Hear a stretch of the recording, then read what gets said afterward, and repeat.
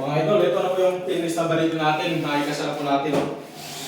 So, itong balit ito, kulang pa ng substrate at saka synthetic granite. So, sa mga gustong pagawa dyan, nilagay ko yung contact ng boss ko. So, ito pala yung pampan namin. So, ito na po yung natin. So, close po yung gamit natin ng hinges. So, ito po kung makita nyo po. Ayan. So, ayan, nag-suplos yan. At saka finger pull para malinis. Ito yung natawag ng finger pull mga idol. Para malinis ang ano. So, ay, ito. So, ito naman, ginabitan ng ito pala insan ito, si Paring Rico. So, ito, ginabitan namin ng ano. Tingnan mo lang yung gawa namin. Ginabitan namin ng ano, ng top at saka may door bisa. Hindi na tuplos.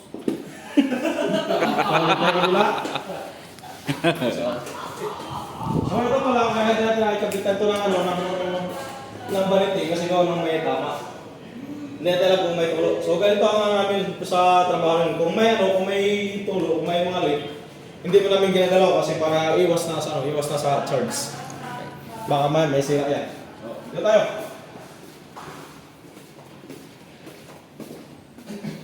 So, ito, okay na, may tap na siya. Ito na. So, ito naman, ito ang balitin na to. So, ito kulang ng pintuan, nakaligtaan siguro ng ng tingles. So, ito na. So, kung makikita nyo pala dito, mga idol, kung makikita nyo dito, ito, may mga guhit. May mga ano, kasi ito yung marker ng tubiro. So, ito naman, ang ginawa ko na ito, pinutol ko. Hindi ko na inuka para malinis tingnan, diretso putol na. So, di ba? So, tara. Okay, mga gamit. So, ito tayo sa bila. Kasi dalawang unit po ginawa namin. Ay, pakita natin banit lang. So,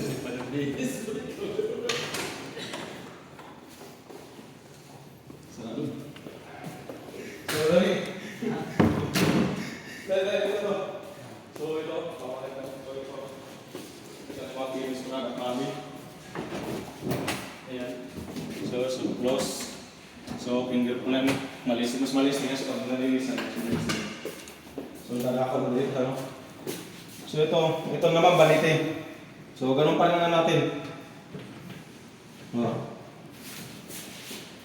Hindi na. Okay na.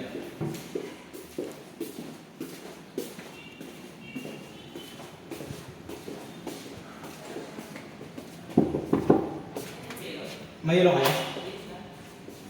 So, dito. So, ito yung balit natin.